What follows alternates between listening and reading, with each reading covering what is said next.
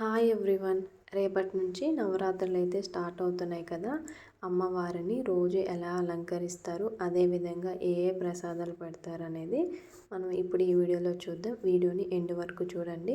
మొదటి రోజు అమ్మవారిని బాల త్రిపుర సుందరి దేవిగా అలంకరిస్తారు.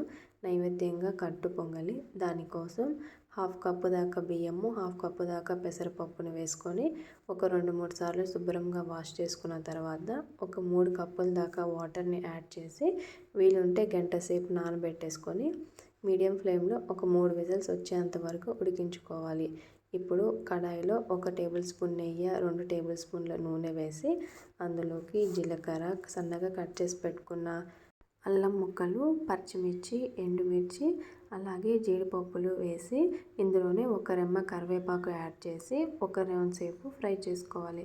ఇది కొద్దిగా ఫ్రై అయిన తర్వాత ఇందులోకి చిటికెడంత పసుపు, అలాగే ఒక హాఫ్ టేబుల్ స్పూన్ దాకా ఉప్పు వేసి మొత్తాన్ని కూడా బాగా కలిసేలా కలుపుకొని ఇందులోకి లాస్ట్లో కొద్దిగా ఇంగువ, మిరియాల పొడి వేసేసి మొత్తాన్ని కూడా ఒకసారి ఫ్రై చేసేసుకొని స్టవ్ ఆపేసేసుకొని పక్కన పెట్టుకోవాలి.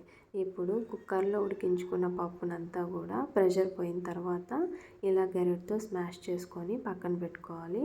నాకైతే వాటర్ క్వాంటిటీ అనేది సరిపోయింది. ఇన్ కేస్ మీకు సరిపోకుంటే హాట్ వాటర్ని కొద్దిగా యాడ్ చేసుకొని ఈ కన్సిస్టెన్సీ వచ్చేంత వరకు ఉంచుకుంటే ఇది గట్టిపడినా కానీ ఇలాగే ఉంటుంది. ఇప్పుడు ఇందులోకి తాలింపు పోపునంతా కూడా వేసేసి మొత్తాన్ని కూడా ఒకసారి బాగా మిక్స్ చేసుకోవాలి. ఇలా మిక్స్ చేసుకున్న తర్వాత ఇది చల్లారిన తర్వాత కూడా సేమ్ కన్సిస్టెన్సీలో ఉంటుంది. అంతే, ఎంతో సింపుల్గా ఉండే పొంగల్ రెడీ అయిపోయింది. రెండవ రోజు అమ్మవారిని గాయత్రీదేవిగా పూజిస్తాము. అందుకోసం నిమ్మకాయ పులిహోర లేదా చింతపండు పులిహోర ప్రసాదంగా సమర్పిస్తాం. దానికోసం ముందుగా ఒక ప్యాన్లో మిరియాలు, మెంతులు, జీలకర్ర వేసేసి ఆయిల్ ఏం యాడ్ చేయకుండా మీడియం ఫ్లేమ్లో ఒక 2 నిమిషాలు వేయించుకొని పక్కన పెట్టుకొని ఇది పూర్తిగా చల్లారిన తర్వాత దీన్ని ఫైన్ పౌడర్ లాగా గ్రైండ్ చేసుకొని పక్కన పెట్టేసుకోవాలి. ఇప్పుడు అదే కడాయిలోకి ఒక 2 టేబుల్ స్పూన్ల ఆయిల్ యాడ్ చేసి ఆయిల్ కొద్దిగా హీట్ అయిన తర్వాత ఇందులోకి ఒక గుప్పెడన్ని వేరుశనగ పప్పులను వేసి వీటిల్ని దూరగా వేయించుకొని ఈ వేరుశనగ పప్పులను కూడా తీసేసి పక్కన పెట్టుకోవాలి. ఇప్పుడు అదే కడాయిలోకి తాలింపు కోసం ఆవాలు, జీలకర్ర, పచ్చిశనగపప్పు, మినప్పప్పు, ఎండుమిర్చి, పచ్చిమిర్చి, జీడిపప్పు పలుకులు, కరివేపాకు, చిటికెడంత పసుపు, లాస్ట్లో కొద్దిగా ఇంగువను యాడ్ చేసి ఈ తాలింపు మొత్తాన్ని కూడా ఒక 2 నిమిషాలు బాగా ఫ్రై చేసుకోవాలి. ఇలా ఫ్రై చేసుకున్న తాలింపును కూడా ఒక బౌల్లోకి పక్కన పెట్టేసుకోవాలి. ఇప్పుడు అదే కడాయిలోకి ముందుగా చింతపండు రసాన్ని తీసి పెట్టుకున్న దాన్ని ఇందులో యాడ్ చేసి దీంట్లో చిటికెడంత పసుపు, ఒక పచ్చిమిర్చి, కొద్దిగా బెల్లం ముక్క, రుచికి సరిపడా ఉప్పుని యాడ్ చేసి ఈ చింతపండు రసం కూడా బాగా గుజ్జులా ఉడికించుకోవాలి. ఇప్పుడు అన్నాన్ని ముందుగానే ఒక ప్లేట్లోకి తీసి పెట్టుకొని మనం ఫైన్గా చేసుకున్న పౌడరు, అలాగే తాలింపు, చింతపండు రసాన్ని కూడా యాడ్ చేసేసి 1 నిమిషం పాటు కలుపుకున్న తర్వాత మనం ముందుగా వేయించి పెట్టుకున్న వేరుశనగ పప్పులు కూడా వేసి మొత్తాన్ని కూడా ఒకసారి కలిపేసుకోవాలి. అంతే, రెండవ రోజు ప్రసాదం అమ్మవారికి రెడీ.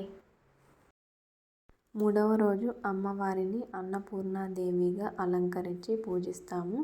అమ్మవారికి ఇష్టమైన నైవేద్యం కొబ్బరన్నం. ఇప్పుడు ఎలా తయారు చేసుకోవాలో చూద్దాం. దానికోసం ఒక కడాయిలో 2 టేబుల్ స్పూన్ల ఆయిల్ వేసి ఆయిల్ హీట్ అయిన తర్వాత ఇందులోకి హాఫ్ టేబుల్ స్పూన్ చొప్పున మినప్పప్పు, పచ్చిశనగపప్పు, జీలకర్ర, ఆవాలు వేసి 1 నిమిషం పాటు ఫ్రై చేసుకోవాలి. ఇది ఫ్రై అయిన తర్వాత ఇందులోకి కట్ చేసి పెట్టుకున్న పచ్చిమిర్చి, ఎండుమిర్చి, జీడిపప్పు పలుకులను కూడా వేసి దాంతోపాటు ఒక రెమ్మ కరివేపాకును కూడా వేసి ఫ్రై చేసుకోవాలి. ఇప్పుడు ఇది బాగా ఫ్రై అయిన తర్వాత ఇందులోకి మనకి టేస్ట్కి సరిపడా ఉప్పు కూడా యాడ్ చేసుకొని ఒకసారి ఫ్రై చేసుకున్న తర్వాత మనం ముందుగా తురిమి పెట్టుకున్న కొబ్బరి తురుముని కూడా వేసి ఈ మొత్తాన్ని కూడా ఒక 2 నిమిషాలు బాగా ఫ్రై చేసుకోవాలి.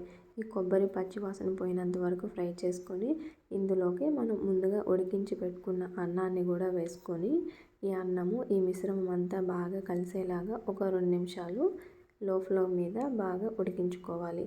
అంతే, ఎంతో టేస్టీగా ఉండే కొబ్బరి అన్నం రెడీ.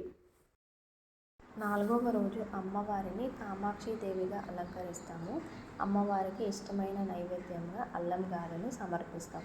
దానికోసం ముందు రోజు నైట్ ఒక కప్పు మినపప్పు నానబెట్టేసి ఉదయం లేవగానే వీటిని ఒక 2-3 సార్లు శుభ్రంగా వాష్ చేసుకొని ఈ మినపప్పునంతా కానీ మిక్సర్ గ్రైండర్లోకి ట్రాన్స్ఫర్ చేసేసుకొని ఇందులోనే ఒక 2 పచ్చిమిర్చి, సన్నగా కట్ చేసి పెట్టుకున్న అల్లం ముక్కలు, కొద్దిగా సాల్టు, కొంచెం జీలకర్ర యాడ్ చేసి ఈ మిశ్రమాన్ని మొత్తాన్ని కూడా ఒకసారి గ్రైండ్ చేసుకోవాలి. ఇలా వీడియోలో చూపిస్తున్న విధంగా ఈ కన్సిస్టెన్సీలో గ్రైండ్ చేసుకొని పక్కకు పెట్టేసుకొని ఇందులోకి సన్నగా కట్ చేసి పెట్టుకున్న ఆనియన్స్, కొత్తిమీర యాడ్ చేసి ఒకసారి మిక్స్ చేసేసుకోవాలి.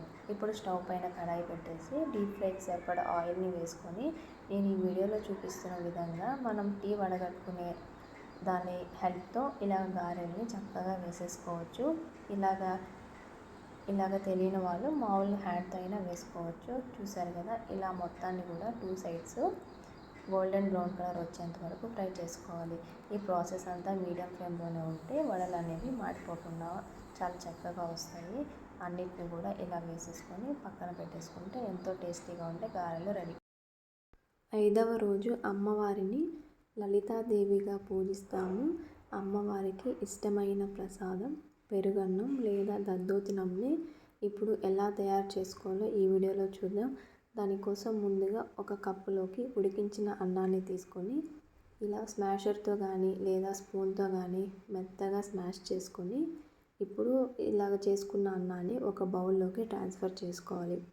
ఇందులోకి 1 కప్పు అన్నానికి 1.5 కప్పు దాకా చిక్కటి పెరుగుని యాడ్ చేస్తున్నాను.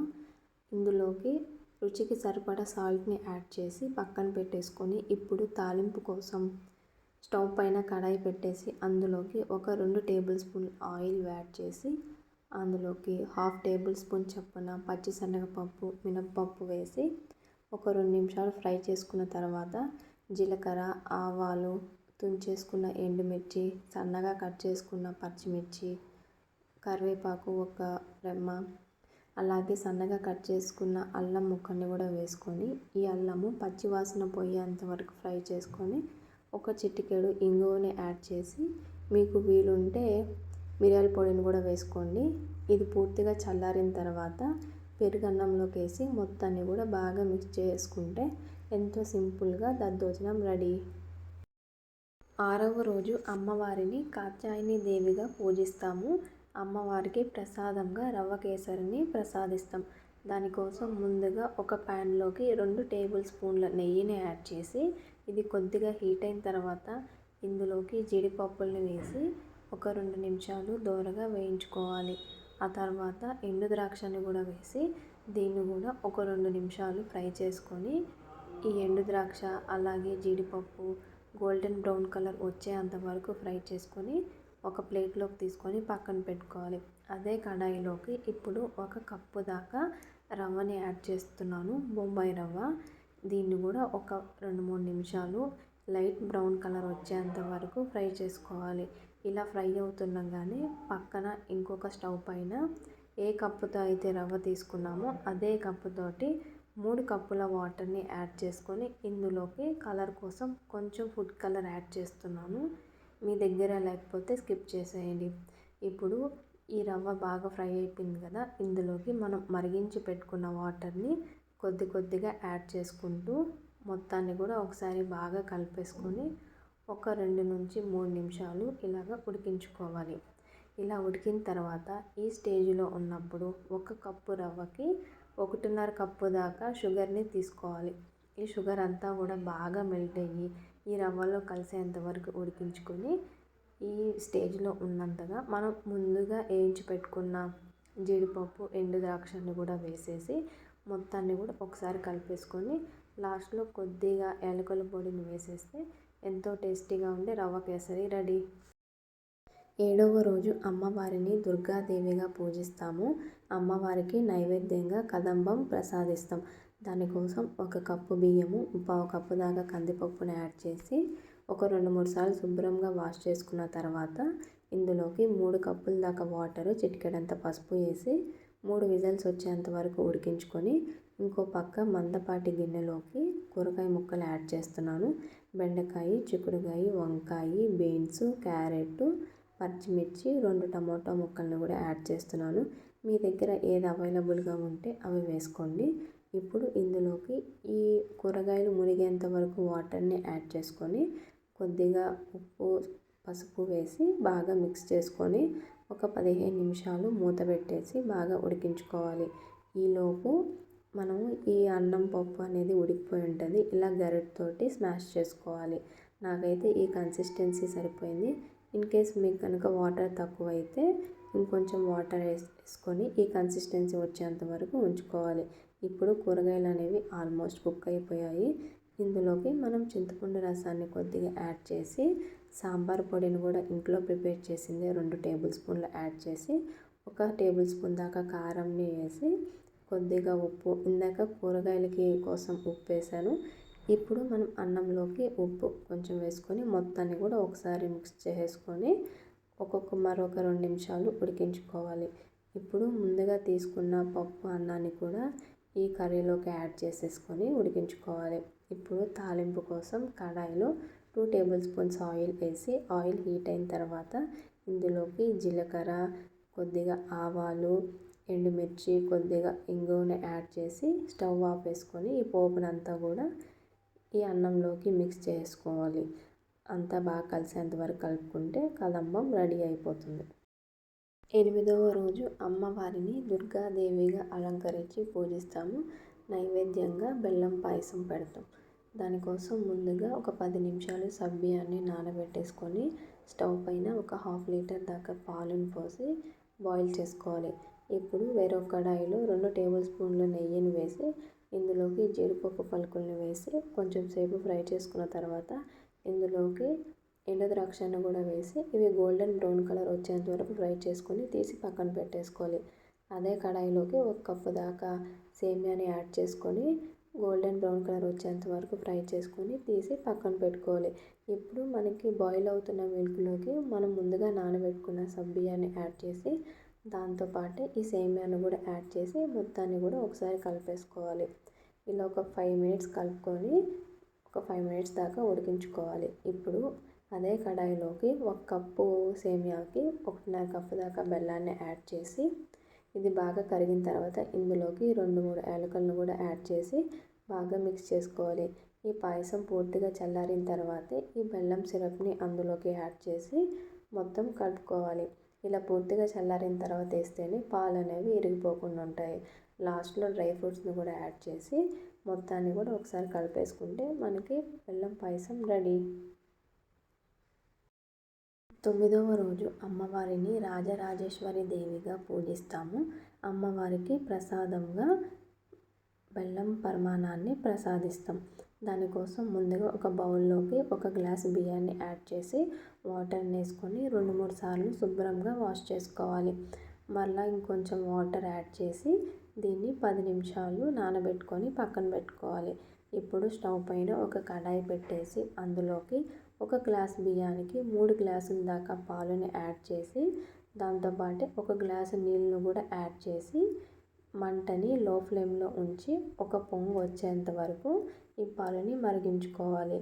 ఇప్పుడు ఇందులోకి మనం ముందుగా నానబెట్టి పెట్టుకున్న బియ్యాన్ని వాటర్ ఏం లేకుండా ఈ పాలలోకి యాడ్ చేసి లో టు మీడియం ఫ్లేమ్లో మంచి పొంగు వచ్చేంత వరకు ఉడికించుకొని ఇప్పుడు కడాయిలోకి 2 టేబుల్ స్పూన్ల నెయ్యి యాడ్ చేసి ఇందులోకి జీడిపప్పు అలాగే బాదం పప్పు మంచిగా ఫ్రై చేసుకున్న తర్వాత ఎండుద్రాక్షను కూడా వేసి ఒకసారి బాగా ఫ్రై చేసుకొని ఈ ఫ్రూట్స్ని అంతా కూడా తీసి పక్కన పెట్టేసుకోవాలి. చూసారు కదా, ఇప్పుడు ఇందులోకి మనం 1 గ్లాస్ బియ్యానికి 1.5 కప్పు దాకా తురిమిన బెల్లాన్ని తీసుకొని ఇందులోకి కొద్దిగా వాటర్ యాడ్ చేసి ఈ బెల్లం అంతా కూడా మంచిగా కరిగించుకోవాలి. ఇప్పుడు ఈ పరమాన్నాన్ని బాగా చల్లారిన తర్వాత చూసారు కదా, ఈ కన్సిస్టెన్సీలో ఉన్నప్పుడు మనం స్టవ్ ఆపేసుకొని దీన్ని పూర్తిగా చల్లారనిచ్చాలి. ఇప్పుడు చల్లారిన తర్వాత మనం బెల్లం సిరప్ని ఇందులోకి యాడ్ చేసుకోవాలి. ఇది పూర్తిగా చల్లారిన తర్వాత వేస్తేనే పాలు అనేవి ఇరిగిపోకుండా ఎంతసేపు అయినా చక్కగా బాగుంటుంది. ఇందులోకి కొద్దిగా యాలకుల పొడి అలాగే మనం వేయించి పెట్టుకున్న డ్రై ఫ్రూట్స్ని కూడా వేసి మొత్తాన్ని కూడా ఒకసారి బాగా కలిపేసుకోవాలి. ఇది ఈ కన్సిస్టెన్సీలో ఉంటేనే మనకి ఎంతసేపు అయినా కానీ ఇది గట్టి పడకుండా ఇదే విధంగా ఉంటుంది. చూసారు కదా, ఎంతో చక్కగా మనకి బెల్లం పరమాన్నం రెడీ అయిపోయింది. వీడియో నచ్చితే లైక్ చేయండి, ఉపయోగపడే వాళ్ళకి షేర్ చేయండి. నా ఛానల్ని ఫస్ట్ టైం చూస్తున్నట్లయితే సబ్స్క్రైబ్ చేయడం మర్చిపోకండి. బాయ్.